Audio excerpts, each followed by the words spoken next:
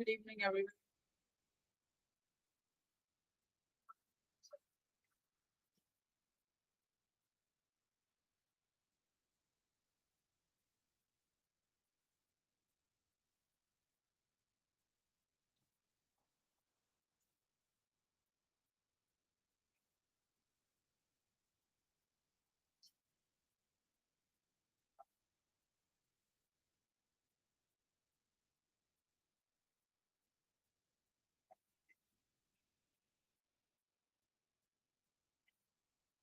Good evening, everyone.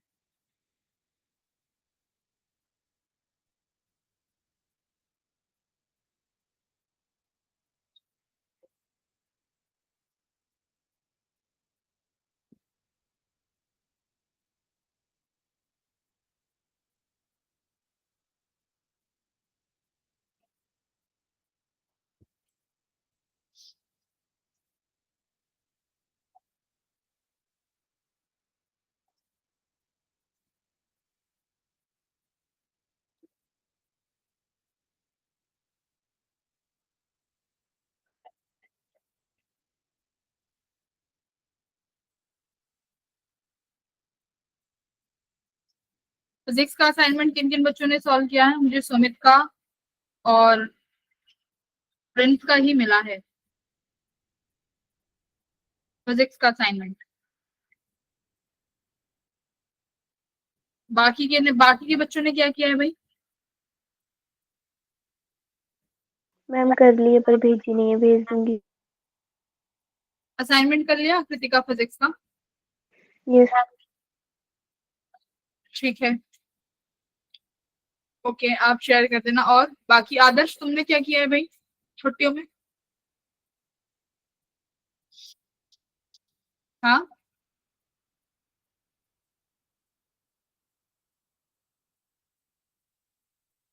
और अब्दुल्ला तुमने क्यों नहीं करा भाई?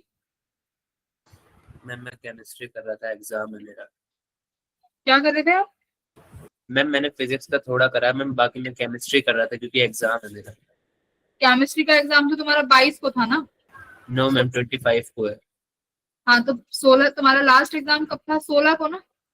नो मैम 25 को है मेरा एग्जाम, लास्ट मेरा ठीक है, 18 को था। उससे पहले 25 से पहले कौन कब था?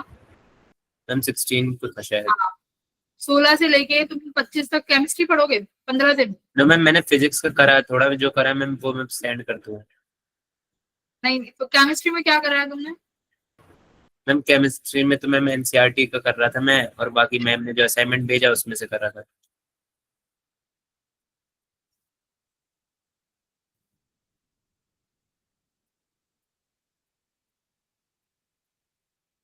गौरव तुमने क्या किया है? मैम कुछ ही चैप्टर के कर रहे हैं, अभी सारे चैप्टर के नहीं करे। कौन से चैप्टर के क्या किया है? मैम मतलब जो आपने भेजी थी पीडीएफ उसमें से मैंने स्टार्टिंग के 2 चैप्टर के लगाए थे, मतलब उसमें से क्वेश्चन छाट के, बाकी का भी रह रहे हैं लास्ट 3 चैप्टर के। क्यों नहीं लगाए तुमने? मैम मेरा भी मतलब हम दिल्ली वालों का केमिस्ट्री का एग्जाम है तो मैं भी फिर उसी के लिए प्रिपेयर कर रहा था, बाकी थोड़ा त्योहार की वजह से और टाइम। हर्षित तुमने क्या किया है भाई? हिमाचल वालों का तो कोई एग्जाम नहीं है, तुम क्यों नहीं करके दे रहे? हर्षित ने क्यों नहीं किया? और ये सक्षम कहाँ है? सक्षम ने भी नहीं करके दिया। सक्षम? मैम आधी की है मैं। हाँ, आधा क्यों किया है? मैम मैं भी आधा पढ़ा देती हूँ, है ना? मैं भी आधा पढ़ा देती हूँ। बाकी करके बाकी का नहीं किया। और सिमरन तुमने क्यों नहीं किया भाई? मैम थोड़े से क्वेश्चन रह गए हैं जिनमें डाउट है मैम। ठीक है, डाउट हम एक दिन ले लेंगे, पर तुमने शेयर नहीं करा। पलक, मैम अंजलि तुम लोगों का मैम आधे कर लिए हैं। कहाँ है वो आधे? दिखाओ जरा, शेयर करो अभी। पलक तुमने क्या किया है भाई? फिर कहोगे मैम फिजिक्स नहीं होती, मैम फिजिक्स के सवाल नहीं लगते। क्या करके आए थे तुम लास्ट मेजर टेस्ट में फिजिक्स में हिमाचल वालों? क्या किया था तुमने फिजिक्स में? हाँ आदर्श, क्या कर रहा था फिजिक्स में? मैम टाइम नहीं मिला था प्रिपरेशन करने के लिए। उसमें प्रिपरेशन की जरूरत थी? उस टेस्ट में जो तुमने पढ़ा था वही तो सारे क्वेश्चंस आए थे उसमें। मैम 11th सिर्फ नहीं पढ़ी? नोट्स रिवाइज कर पाए थे ना हम, क्योंकि हमारे को बोला था कि तुम्हारा कोई मेजर टेस्ट होगा नहीं, तो हम फ्री थे उस साइड से। अच्छा, तो हर बार क्या तुम पेपर जब होगा उससे पहले हर बार तुम हर चैप्टर की पीवाईक्यूज दोबारा से लगाओगे क्या? एक बार लगा चुके हो ना, तो रिवीजन तो ऐसे ही होती है। अगर कल आपको बोल दें कि कल तुम्हारा जेई का टेस्ट है, तो तुम क्या दोबारा से, तुम्हारा 28 चैप्टर है, 28 चैप्टर के पीवाईक्यूज दोबारा लगाने बैठोगे आप? बोलो। No ma'am. हम्म, ये मत बोलना कि हमने पढ़ा ही नहीं है मैम, हमने पहले ही नहीं पढ़ा। अब क्या करेंगे हम? शाजिया तुम्हारा होमवर्क कहाँ है? पीर बख्श तुम्हारा कहाँ है होमवर्क? धनंजय तुम्हारा फिजिक्स का असाइनमेंट कहाँ है?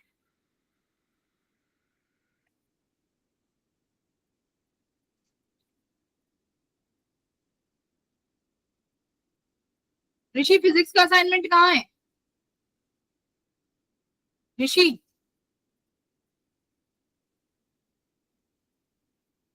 ऋषि मैं तुमसे बात कर रही हूँ, क्लास में हो तुम?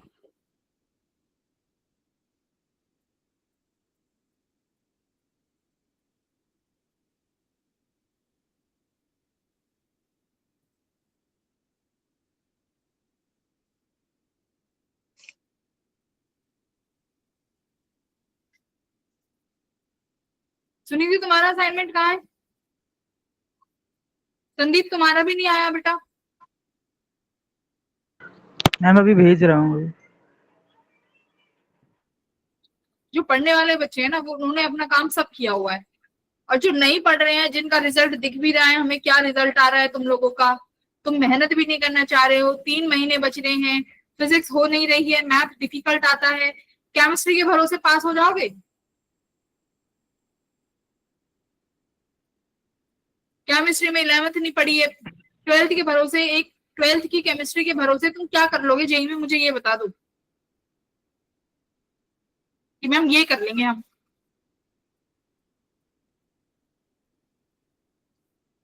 समृति का कहाँ है असाइनमेंट? Manisha yes ma'am. कहाँ है तुम्हारा फिजिक्स का असाइनमेंट? मैम मेरी तबीयत थोड़ी सी खराब है, मैं भेज दूंगी मैम कुछ दिन में करके। इन 5 दिनों में क्या किया है आपने? इन 5 डेज में आपने क्या करा है, क्या पढ़ा है? ऋषि मेरी क्लास में आने की जरूरत नहीं है अगर रिस्पॉन्स नहीं करते हो तो। समझ में आई बात आपको? ये एक बार का नहीं है, हर बार का है, तुम कभी क्लास में अवेलेबल नहीं होते हो।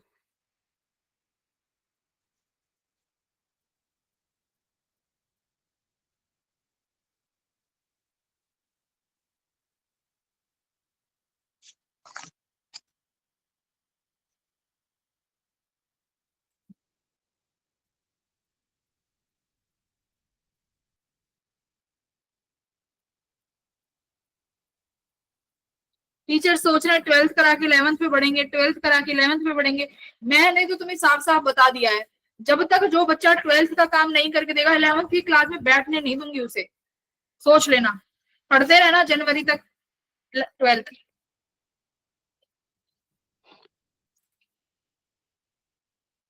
ये जितने भी तुम जो मक्कारी कर रहे हो ना, पढ़ के नहीं आ रहे, किसी को 11th में नहीं बैठने दूंगी। फिजिक्स का सिलेबस ऑलमोस्ट हो गया है, मॉडर्न फिजिक्स बची है, 1 हफ्ते 2 हफ्ते लेगी वो, और फिर 11th शुरू कर सकती हूँ मैं। एक को नहीं बैठने दूंगी क्लास में, एक बच्चे को।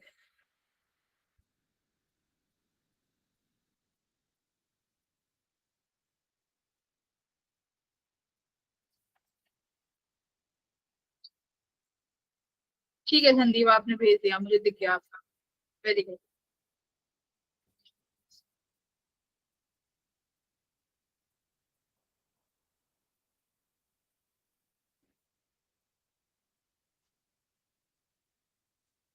आदर्श तुम्हें बहुत मेहनत की जरूरत है बेटा, मेहनत करो तुम। और आदर्श क्या, तुम सारे हिमाचल वाले, तुम सारे वो करते हो, सारे केयरलेस हो तुम। हिमाचल के सारे स्टूडेंट केयरलेस हैं।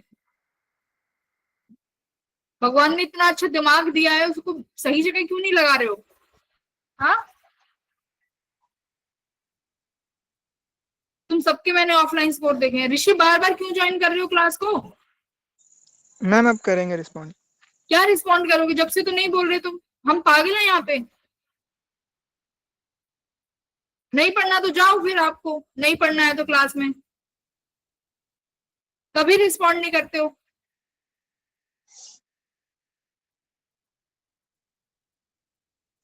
मैम करेंगे अब।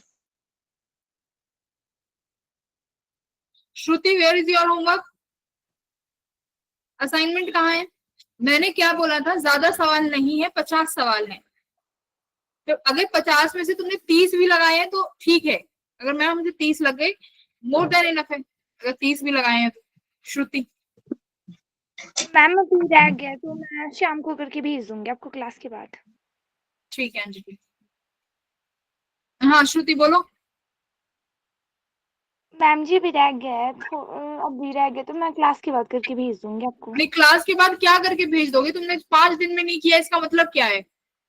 ये कोई मैंने तुम्हें कोई सजा थोड़ी दी है जो तुम मुझे करके भेजो। जैसे क्लास में टीचर बोलते थे 100 बार सॉरी लिख के भेजो, ये कोई तुम्हारी पनिशमेंट थोड़ी है। उसका मतलब था कि 5 दिन है, डेली 10 सवाल भी लगाते। मुझे बताओ फिजिक्स के 10 सवाल लगाने में कितने कितने घंटे लगते तुम्हें? 10 घंटे लगते क्या? किसी दिन तुम्हें 1 घंटा लगता, मान लो जिस दिन सवाल इजी होते। किसी दिन तुम्हें 40 मिनट लगता। किसी दिन तुम्हारे टफ सवाल बन गए तो किसी दिन तुम्हें 1.5 से 2 घंटा लग जाता। 10 सवाल लगाने में डेली कितने घंटे लगते? बताओ सुमित, कितना टाइम लगता है 10 सवाल लगाने में फिजिक्स के? मैम फेस का तो हो गया था, मतलब 15 मिनट में हो गए थे पहला 10 पेपर। सवाल या 50? मैम 15 हो गए थे 10 मिनट में। चलो ये एक्सेप्शंस को एक्सक्लूड करते हैं। मैं 10 सवाल का डेली 40 से 1 घंटा भी लगाऊं, जो कि तुम जेई के बच्चे हो, तुम्हें 1 घंटे में 25 सवाल लगाने हैं, पता है ना?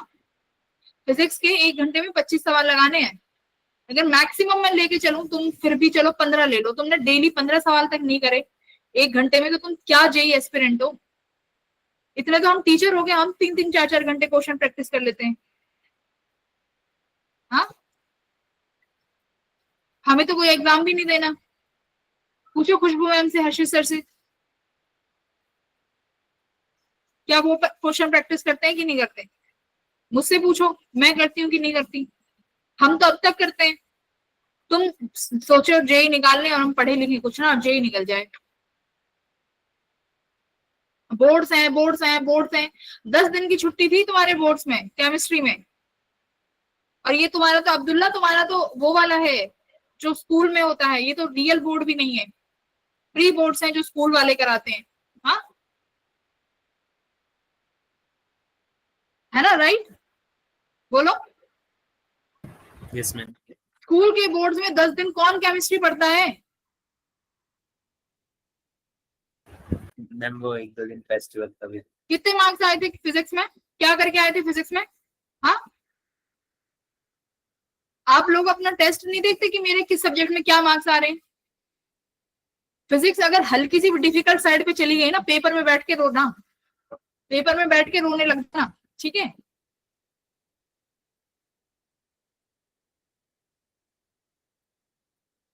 इजी मीडियम कर नहीं रहे हैं, डिफिकल्ट बनेंगे नहीं, फिर क्या करोगे बैठ के? मजे करना फिर पेपर में।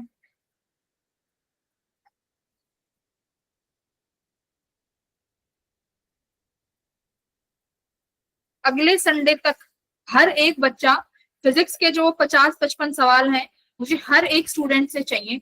और अगर मुझे ये पता चल गया किसी ने एक दूसरे से कॉपी किया है या किसी ने अपनी असाइनमेंट की शीट एक दूसरे को शेयर करी है, उस बच्चे को उसी दिन क्लास से ब्लॉक कर दूंगी फिजिक्स की से, ठीक है? अगर एक दूसरे को असाइनमेंट शेयर किया तो जिनका सबमिट हो गया है, अगर तुमने ये हरकत करी तो याद रखना।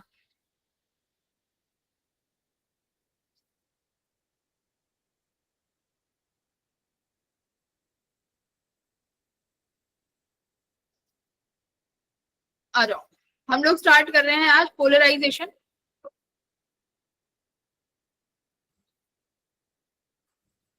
ठीक है, वेरी बहुत आसान टॉपिक है, और यहाँ से वेव ऑप्टिक्स में क्या पता कई बार क्वेश्चन एक पूछ भी लिया जाता है इस तरफ से, ठीक है।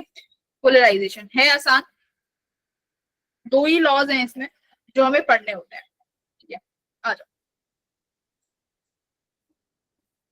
क्या क्या पढ़ने वाले हैं हम इस टॉपिक में। पढ़ने वाले हैं कि पहली बात तो पोलराइजेशन क्या होती है और पोलराइजेशन को अचीव कैसे कर सकते हैं, ना। पोलराइजेशन को अचीव कैसे करेंगे ये हम पढ़ेंगे। तो there are 2 methods that you need to study। पहला सेलेक्टिव एब्जॉर्प्शन, जिसमें हमारा बनता है पोलराइजर वाला, जिसमें हम पढ़ते हैं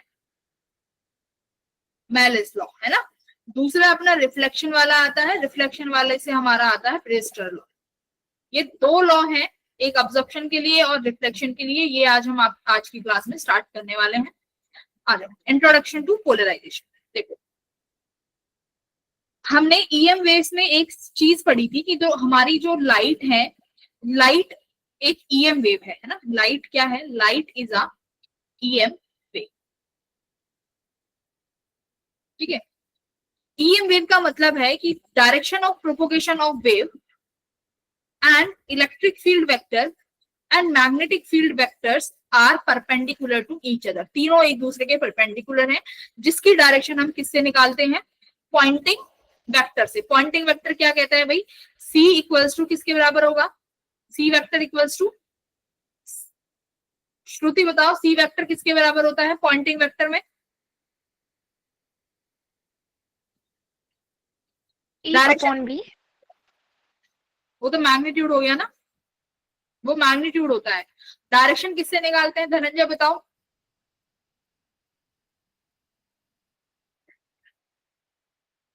धनंजय डायरेक्शन कैसे निकालते हैं? C वेक्टर इक्वल्स टू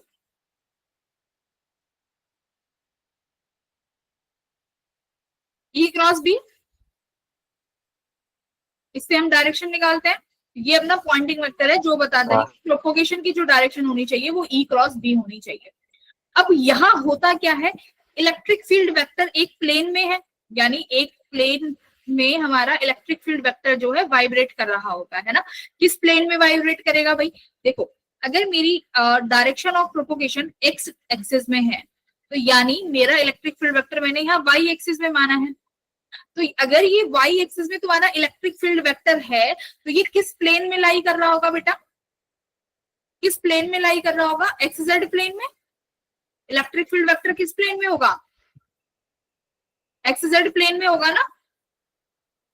इसी में तुम्हारा ये इलेक्ट्रिक फील्ड वेक्टर क्या कर रहा होगा? वाइब्रेट कर रहा होगा। अब होता क्या है, जब ये इलेक्ट्रिक फील्ड वेक्टर किसी एक पर्टिकुलर प्लेन में वाइब्रेट करता है ना, तो ये इस प्लेन में हर डायरेक्शन में वाइब्रेट करेगा। देखो, हर डायरेक्शन में इसकी ऑसिलेशन होगी, ठीक है। मान लो मेरे पास ये कौन सा प्लेन है? मेरा ये एक्स जेड प्लेन है, ठीक है। इस एक्स जेड प्लेन में ये इलेक्ट्रिक फील्ड वेक्टर जो है हर किसी डायरेक्शन में वाइब्रेट कर रहा होता है। जैसे देखो यहाँ लिखा हुआ है जो नेचुरल लाइट है, यानी जो तुम्हारे बल्ब से आ रही है, जो सोलर सिस्टम वाली सोलर लाइट है, यानी सन वाली लाइट है, इनमें देखो क्या होता है, millions of transverse vibrations occurs in all the directions perpendicular to the direction of propagation of wave. समझ में आई बात क्या कह रहा है? कि ये कह रहा है कि जो वाइब्रेशंस है ना, जिनको परपेंडिकुलर टू द वेव की डायरेक्शन होना है, जैसे मतलब वेव की डायरेक्शन एक्स डायरेक्शन में है, अब इलेक्ट्रिक फील्ड वेक्टर को होना चाहिए वाई डायरेक्शन के परपेंडिकुलर। अब भाई वाई डायरेक्शन के परपेंडिकुलर यानी मेरा एक्स जेड प्लेन, बेटा उसमें परपेंडिकुलर तो ये वाली चीज भी हो जाएंगी, है ना। तो यानी तुम्हारा इलेक्ट्रिक फील्ड वेक्टर एक पर्टिकुलर डायरेक्शन में अलाइंड नहीं होता, जो भी हमारी नेचुरल लाइट होती है। जिसको जहां समझ में ना आए पूछ लेना।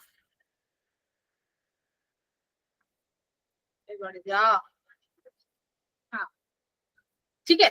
जैसे यहाँ पे दिखाया हुआ है नेचुरल लाइट, तो क्या दिख रहा है कि जो डायरेक्शन ऑफ वाइब्रेशंस है तुम्हारे इलेक्ट्रिक फील्ड वेक्टर की, वो हर डायरेक्शन में है। तो ऐसी लाइट को क्या बोलते हैं? ये वाली लाइट होती है बेटा अनपोलराइज लाइट। ये है अनपोलराइज लाइट, ठीक है।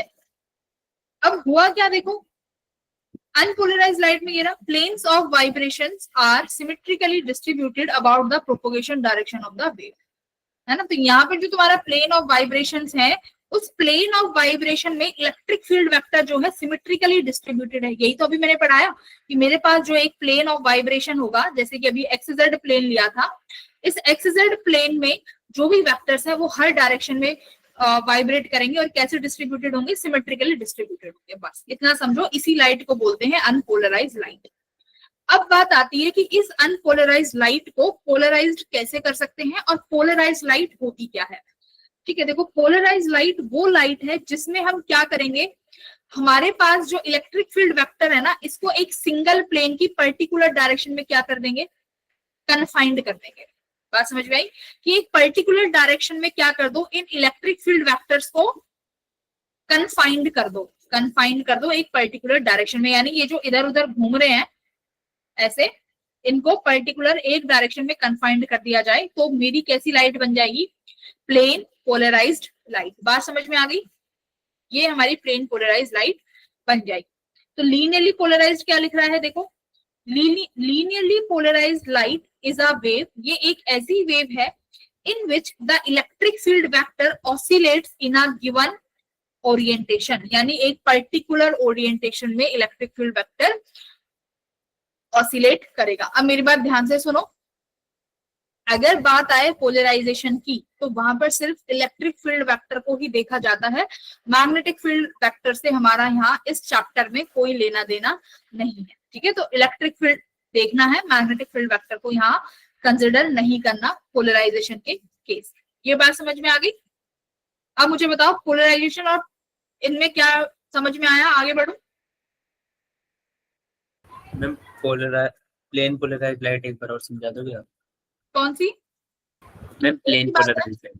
एक ही बात है, पोलराइज्ड लाइट प्लेन और लीनियरली सेम चीज है।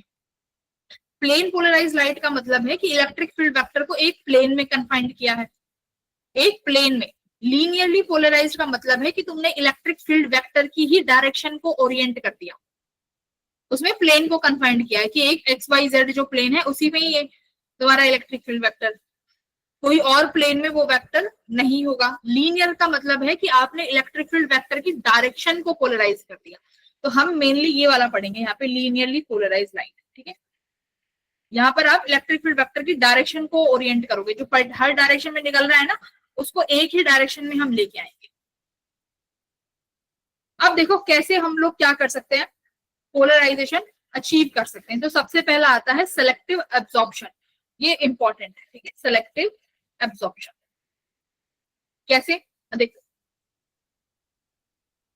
इस मेथड में हम क्या करते हैं, इस मेथड में हम यूज करते हैं एक पोलराइजर का। ठीक है, पोलराइजर क्या होता है, एक तुम्हारा निकोल प्रिज्म बोल सकते हो। ठीक है, यानी केमिस्ट्री के कुछ तुम्हारे केमिकल से मिलके बना होता है एक निकोल प्रिज्म। ये काम करता है एक पोलराइजर का। कैसे काम करेगा पोलराइजर का, देखो इस पोलराइजर को तुम रख दो बीच में, है ना, जैसे यहाँ पर ये पोलराइजर रखा हुआ है। ठीक है, अब देखो यहाँ पर जो लाइट इस पर इंसिडेंट होगी, ये वो लाइट इंसिडेंट हो रही है जो लाइट कैसी है, अनपोलराइज्ड लाइट। इस अनपोलराइज्ड लाइट की जो इंटेंसिटी है बेटा, वो मैं मान लेती हूँ कि इसकी इंटेंसिटी कितनी है, I0 है। अब देखो जो लाइट इंसिडेंट हो रही है इसमें क्या होगा, इसमें तो इलेक्ट्रिक फील्ड वेक्टर हर डायरेक्शन में होगा। देखो हर डायरेक्शन में इलेक्ट्रिक फील्ड वेक्टर है।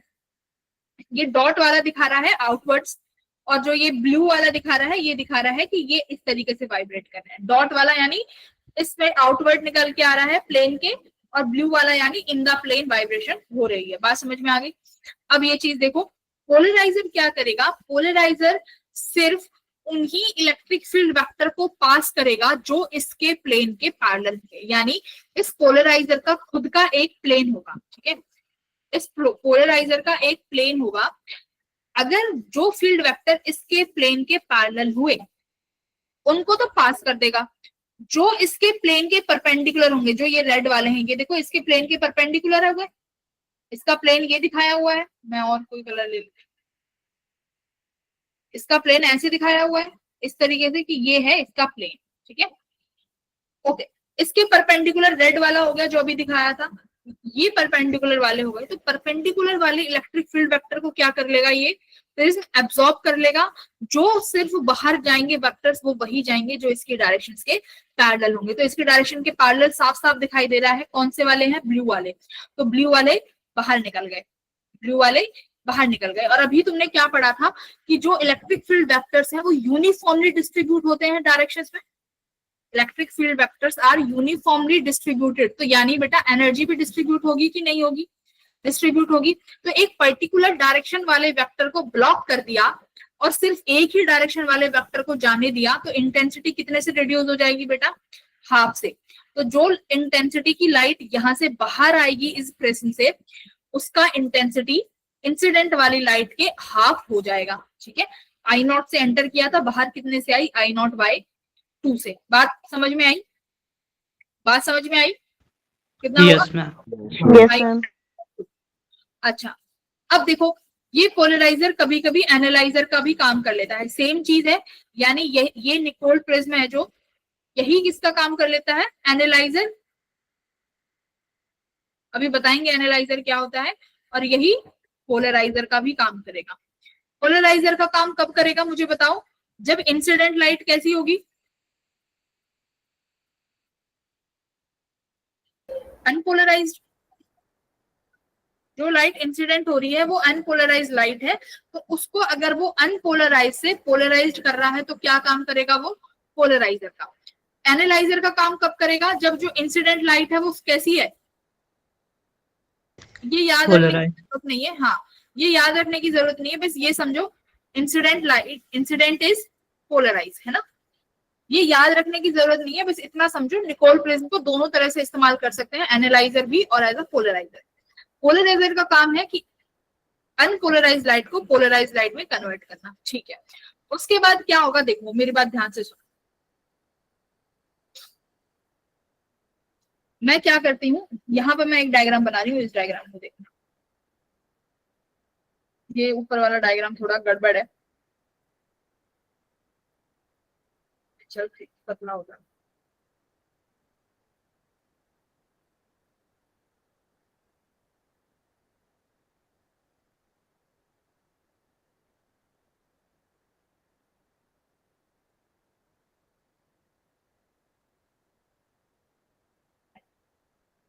ठीक है, ये इसका प्लेन, यहां से लाइट गई, अभी देखेंगे कौन सी लाइट गई।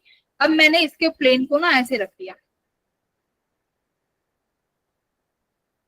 मैंने इस पोलराइजर को ऐसे रख दिया। ठीक है, इस तरीके से। अब यहाँ पर मैं देखूंगी कि कैसी लाइट आएगी। चलो बताना मेरे को कैसी लाइट आनी चाहिए। ये मेरा एनालाइजर है, सॉरी ये पहले वाला क्या बनेगा भाई, पहले वाला किसकी तरह काम करेगा, पोलराइजर की तरह। Yes ma'am. एक अनपोलराइज लाइट और ये एनालाइजर की तरफ। ठीक है, अब एक बात बताओ, जो पोलराइजर से लाइट निकलेगी बेटा सिर्फ यही वाली निकलेगी, यही वाली निकली। Yes ma'am. ठीक है, तो यानी ये जो एंटर करी थी इसकी इंटेंसिटी आई नॉट थी, लेकिन जो बाहर निकली इसकी इंटेंसिटी कितनी हो जाएगी, आई नॉट बाय 2, करेक्ट। हाँ, अब जरा ये जो एनालाइजर लगाया है इसमें से बताओ क्या होगा, एनालाइजर में से,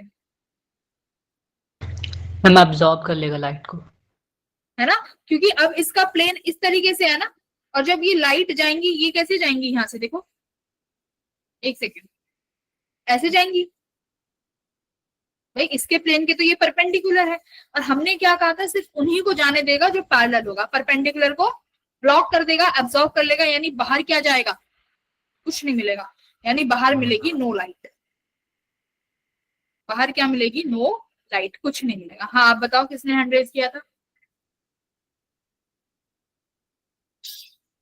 हाँ जी बोलो। मैम यहाँ पे एक और दोबारा बता दो, ये परपेंडिकुलर कैसे आ रही है, क्योंकि ये तो पैरेलल जाएंगी ना ऐसे में, तो जब ये कौन सी हॉरिजॉन्टली वाली होगा। जाएंगी पैरेलल, मैम पोलराइज वाली, आई आई नॉट बाय 2। हाँ आई नॉट वाली पैरेलल कैसे जाएंगी बेटा, इसका प्लेन देखो मैंने कैसा बनाया है गौरव, इसका प्लेन देखो कैसा है, ये डैश डैश वाली लाइन इसका प्लेन दिखा रही है तुम्हारे एनालाइजर का। एक सेकेंड, ये रफ करो जाए एक बार।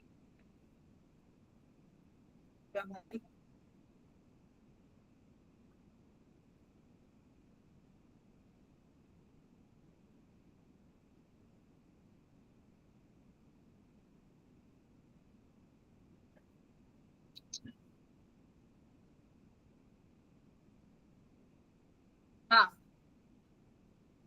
इसका प्लेन ऐसे है ना एनालाइजर का, ये देखो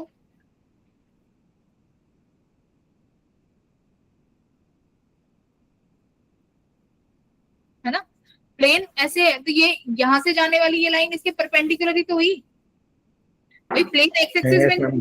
ठीक है। प्लेन एक्स एक्सिस में हो गया। अब जो लाइट जो जा रही है उनकी वाइब्रेशन वाई डायरेक्शन में है, तो एक्स और वाई तो एक दूसरे के परपेंडिकुलर ही है ना, तो ब्लॉक Yes, कर ma'am, देगा, समझ गए। बाहर कोई भी लाइट नहीं आएगी। ठीक है, अब देखो अब क्या होगा। अब ये तो मैंने तुम्हें डायरेक्ट दिखाया 90 डिग्री पे। अब एक बार बताओ, अगर मैं इस एनालाइजर को 30 डिग्री पे रखूंगी तो मुझे बताओ कुछ लाइट जाएगी बाहर की नहीं जाएगी? Yes, हाँ, ma'am. कुछ तो जाएगी। क्या 60 डिग्री पे Yes, कुछ ma'am. लाइट जाएगी? जाएगी। तो इसका Yes, मतलब यस 100% ब्लॉकेज तो 90 डिग्री पे ही होगा। इसके बीच में इंटेंसिटी पे क्या रिलेशन आता है वो बताया था तुम्हारे इस वाले लॉ ने, है ना। इसको क्या बोलेंगे बताओ, क्या बोलेंगे इसको, क्या प्रोनाउंस करूं इसको? Malus Malus, Malus law. Malus ही बोल लेते हैं। ठीक है, मैलिस लॉ ये क्या बताता है कि हमारे पास किसी भी एनालाइजर से गुजरने वाली लाइट जब बाहर आएगी तो उस लाइट के पास इंटेंसिटी कितनी होगी।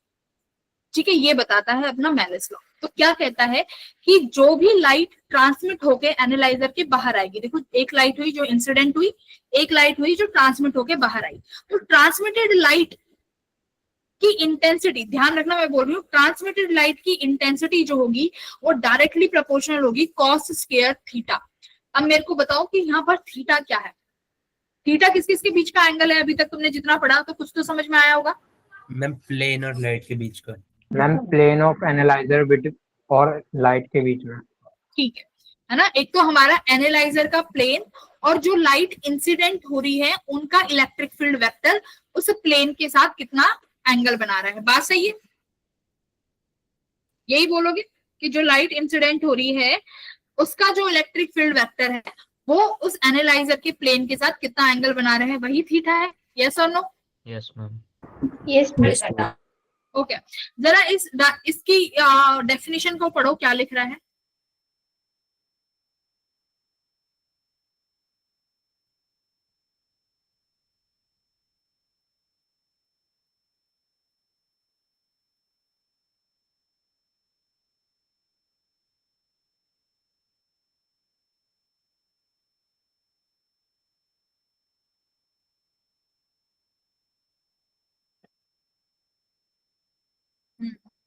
पढ़ लिया? यहाँ पर थीटा क्या लिखा है, यहाँ पर क्या समझ में आ रहा है? थीटा, यहाँ पर थीटा एंगल दिखा रहा है दो पोलराइजर के बीच वाला, यही बोला है। एनालाइजर और पोलराइजर के बीच का एंगल यस मैम। के प्लेन का एंगल। क्या ये लाइन गलत है कि सही है? अब देखो, पोलराइजर के बाहर जो लाइट आई है, मेरी बात ध्यान से सुनो, पोलराइजर के बाहर जो लाइट आई है यानी I0/2 वाली, क्या इस I0/2 वाली लाइट का इलेक्ट्रिक फील्ड वेक्टर और पोलराइजर का प्लेन सेम डायरेक्शन में है? भाई ये भी वाई डायरेक्शन में है इसका, और ये भी किस में है? Yes, why ma'am. डायरेक्शन। तो यानी इन दोनों का प्लेन सेम ही तो है, इन दोनों का प्लेन सेम ही तो है। या तो तुम कह दो कि पोलराइजर और एनालाइजर के बीच का एंगल थीटा है या 90 है, या तुम कह दो कि ये जो लाइट इस एनालाइजर पे अब पड़ेगी उसका एंगल। बात सेम ही है। यस और नो? यस धनंजय समझ में आ रहा है क्या कह रही हूँ? देखो पोलराइजर, ये जो पोलर, यहाँ पे समझते हैं, ये है मेरा पोलराइजर। ठीक है, इस पोलराइजर का प्लेन है ये,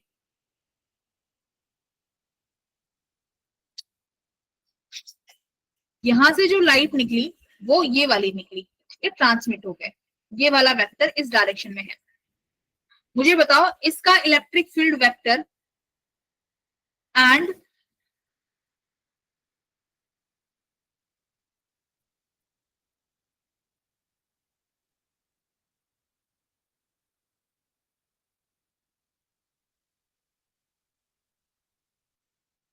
angle between polariser and electric field vector, बेटा बताना कितना है जरा। अब कितना एंगल है पोलराइजर और इलेक्ट्रिक 0 फील्ड वेक्टर के में? 0 डिग्री है ना, बिल्कुल, यस मैम। क्योंकि ये सेम प्लेन में है तभी तो इसको बाहर निकाल पाया है। अब मैंने यहाँ एक एनालाइजर बिठाया। अब मुझे बताओ पोलराइजर और एनालाइजर के बीच में कितना एंगल है? 90 डिग्री 90 डिग्री। 90 डिग्री। डिग्री। अब मुझे बताओ कि एनालाइजर पे जो लाइट अब इंसिडेंट होगी उसके इलेक्ट्रिक फील्ड वेक्टर और एनालाइजर के बीच के प्लेन में कितना एंगल है? 90 डिग्री 90। यस, तो दोनों सेम चीज है। या तो मैं कह दूं angle between polariser and analyser, या मैं कह दूं कि लाइट जो इंसिडेंट हुई है उसके इलेक्ट्रिक फील्ड वेक्टर तुम्हारे एनालाइजर के साथ प्लेन के साथ कितना एंगल बना रहे हैं। ये दोनों सेम चीज है ना, तो कंफ्यूज मत होना पेपर में कि पोलराइजर या एनालाइजर दिया हुआ है या इलेक्ट्रिक फील्ड वेक्टर का एंगल दे दिया है तुम्हें एनालाइजर के साथ, तो कंफ्यूजन क्रिएट नहीं होनी चाहिए। बात समझ में आ गई? Yes ma'am. ठीक है, तो किस पे डिपेंड करता है? I equals to cos square theta. तो इसमें आई क्या है भाई? What is I? आई कौन सी इंटेंसिटी है? Transmitted. Yes ma'am. Transmitted intensity. बात समझ में आ गई? आई नॉट क्या होगी? Incident intensity. इंसिडेंट इंटेंसिटी, ये चीज समझ में आ गई। आई जो है अपनी ट्रांसमिटेड और आई नॉट जो है इंसिडेंट। क्लियर है? बात समझ में आ गई? अब देखो हम एक क्वेश्चन करते हैं। ये क्वेश्चन तो अब देखो पोलराइड पोलराइजर ये सब सेम ही चीज है। क्या होता है पोलराइड और पोलराइजर?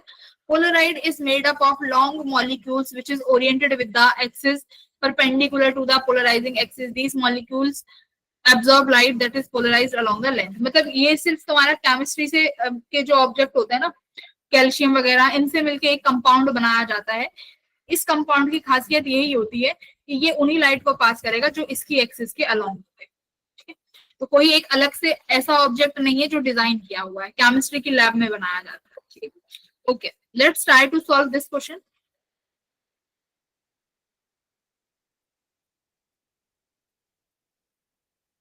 हो जाएगा, बहुत इजी है।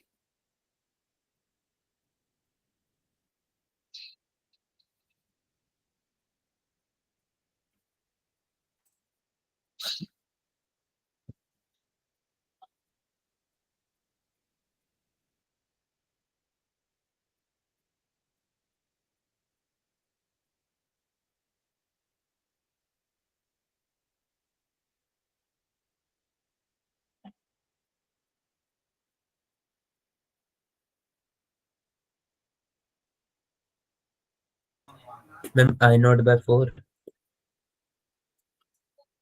रीचेक करो। Ma'am I not by 8। देखो वो कह रहा है 60 डिग्री पे एक रखे हुए हैं, I हर एक अगला पिछले के 60 डिग्री पे है। I not by 16। देखो इसमें I नॉट यहाँ बाय पर 16 कहाँ आ रहा है। सारी गलत है, यहाँ पे आओ। Ma'am 3I not by 16। Ma'am नहीं। 3I नॉट बाय 3I गलत। ओके, सबका हो गया। I not by 8।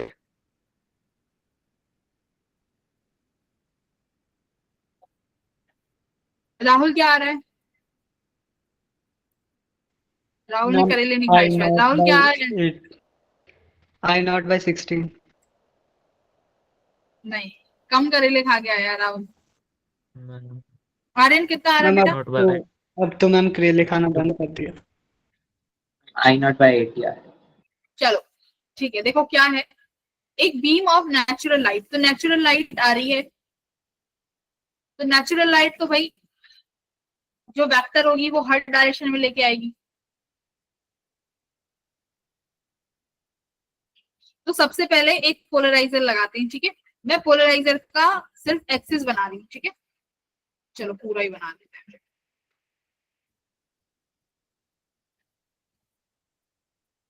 तो मेहनत कर पाते हैं।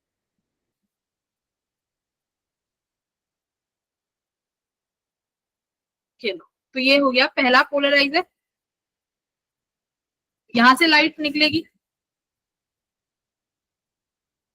कितनी इंटेंसिटी हो जाएगी भाई? अगर ये आ रही है आई नॉट से, तो यहाँ कितना हो जाएगा? आई नॉट बाय 2। बात सही है। अब ये क्या कह रहा है, हमने एक और पोलराइजर लगाया, जो आगे लगने वाले पोलराइजर है पिछले वाले के 60 डिग्री पे रखे जा रहे हैं। बात समझ में आई? तो यानी अगर मेरे पास पहला पोलराइजर ऐसे रखा हुआ था, इसकी नाम दे देते हैं ए बी, ठीक है। ए बी की एक्सिस ये है भाई, ए डैश बी डैश कैसे रखा जाएगा? कुछ इस तरीके से। इनकी एक्सिस आपस में कितने एंगल पे रखी होंगी भाई? 60 डिग्री पे। बात समझ में आई?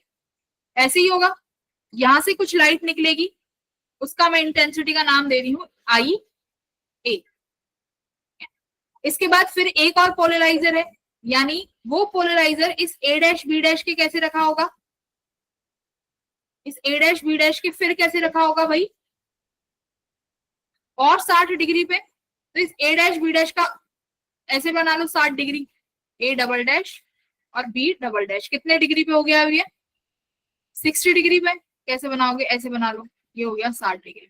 अब यहां से ट्रांसमिट होके फाइनली लाइट आएगी, जिसका मैं इंटेंसिटी रख रही हूँ आई बी। तो तुम्हें पहले आई बी निकालनी है।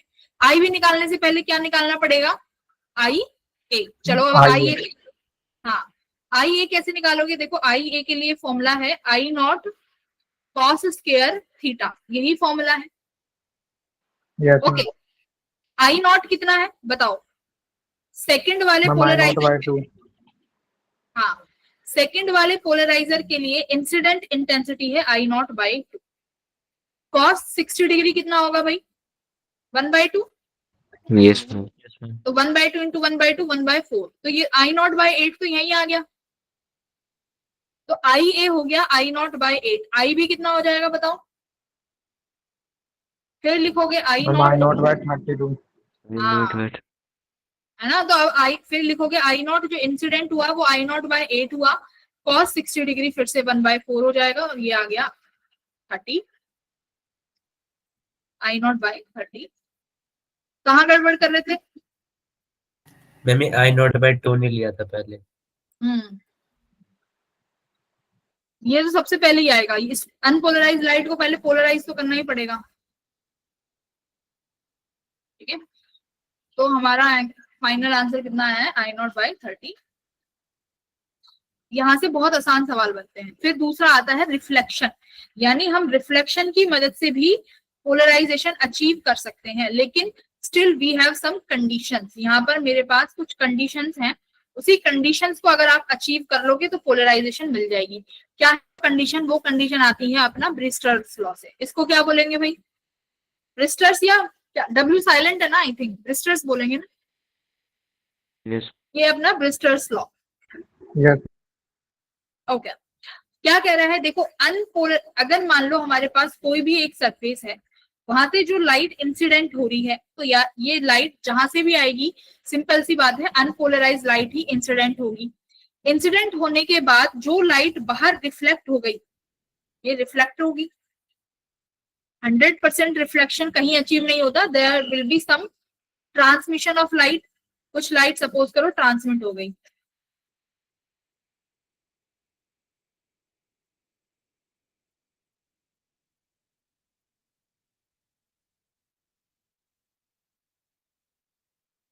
ठीक है, यानी जिसे हम बोलते हैं रिफ्रैक्शन। ओके, तो अब ये क्या कह रहा है कि जो लाइट रिफ्लेक्ट होगी, रिफ्लेक्ट होने के बाद जो लाइट है ना, वो पार्शियली पोलराइज भी हो सकती है। मतलब जो लाइट इंसिडेंट हुई उसके बाद जो रिफ्लेक्शन होगा, उसमें लाइट हमें पार्शियली पोलराइज मिलेगी। 100% पोलराइजेशन जब अचीव होगा, वहां लगेगी कुछ कंडीशन। ठीक है, बिना कंडीशन वाली लाइट जो होगी, रिफ्लेक्टेड लाइट, वो कैसी होंगी? Partially polarise. ये याद रखो, रिफ्लेक्टेड लाइट पार्शियली पोलराइज होती है अनटिल एंड अनलेस। वो अनटिल एंड अनलेस क्या है, जरा ध्यान से सुनो।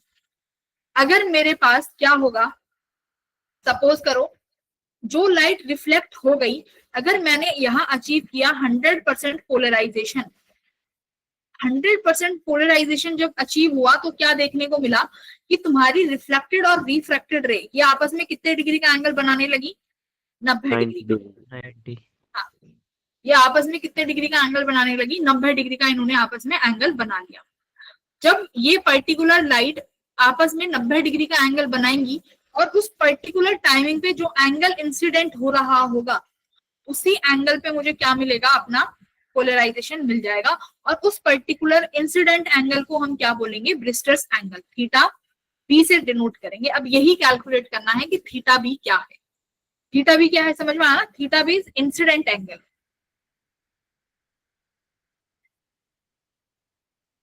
ओके, कैसे निकालेंगे देखो। For angles between 0 degree and 90 degree there is some degree of polarisation. अगर 0 डिग्री और 90 के बीच में ये एंगल होता है यहाँ पर इन दोनों लाइट रेज में, तो कुछ डिग्री का पोलराइजेशन मिलेगा। लेकिन जब ये मेरे पास एग्जैक्ट 90 डिग्री हो जाता है तो यहाँ क्या मिल जाएगा मेरे को? क्या मिलेगी? 100% पोलराइजेशन कंप्लीट मिल जाएगी। कैसे करोगे देखो, स्नेल्स लॉ लगाओ। ठीक है, अप्लाई स्नेल्स लॉ किसके लिए? इस रिफ्रैक्टेड लाइट के लिए। रिफ्रैक्टेड लाइट के लिए स्नेल्स लॉ कैसे लगा सकते हो? देखो, मान लो ऊपर हवा है, एयर, यहाँ ये जो मीडियम है सेकंड मीडियम म्यू है, तो स्नेल्स लॉ लगाओगे तो क्या लगाओगे? Air sine incident angle equals to mu sine r. ठीक है, अब आर को क्या लिख सकते हो? देखो, ये मेरे पास इस तरीके से है दोनों, ये रिफ्लेक्टेड रे और ये रिफ्रैक्टेड रे, इनके बीच में एंगल बन रहा है कितना? 90 डिग्री का। ठीक है, और ये मेरे पास नॉर्मल है, ये लाइट इंसिडेंट हुई है, तो बेटा जो ये एंगल आई भी होगा और ये मेरा रिफ्लेक्टेड एंगल होगा आर, ये बराबर होंगे। रिफ्लेक्टेड एंगल और इंसिडेंट एंगल क्या होंगे? बराबर होंगे। यस और नो? Yes ma'am. बराबर होंगे। तो क्या मैं यहां से इस एंगल आर को निकाल सकती हूँ? ये वाला angle r, this angle r, ये वाला एंगल आर, ये एंगल आर मेरे को चाहिए। ये एंगल आर किसके बराबर हो जाएगा? देखो, incident angle I B plus this angle 45 degree. 45 क्या आया? हाँ बोलो। 45 मैम नहीं है। ये जो दोनों आर लिखे हैं वो इक्वल है? नहीं नहीं नहीं, नो, किसने बोला? ठीक है ठीक है। ये क्या हो रहा है? इसको रफ करते ही सब कुछ रफ हो रहा है। नहीं बेटा, बिल्कुल इक्वल नहीं है। ये एंगल आई भी और ये आई भी बराबर होंगे, करेक्ट, क्योंकि रिफ्लेक्शन में एंगल ऑफ इंसिडेंट और एंगल ऑफ रिफ्लेक्शन बराबर होता है। तो मैं इसको तो आई भी लिख सकती हूँ ना, correct? Yes ma'am. Yes ma'am. अब देखो, ये मैं ये वाला रेड से ये पूरा जो एंगल बना रही हूँ ये 180 डिग्री का बनेगा ना, यानी आई बी प्लस 90 प्लस आर, ये 180 का बनेगा कि नहीं बनेगा? मुझे ये बताओ। ठीक है, ये समझ में आया? Yes ma'am. तो आई बी प्लस आर किसके बराबर हुआ? 90 के बराबर हो गया। बात समझ में आई?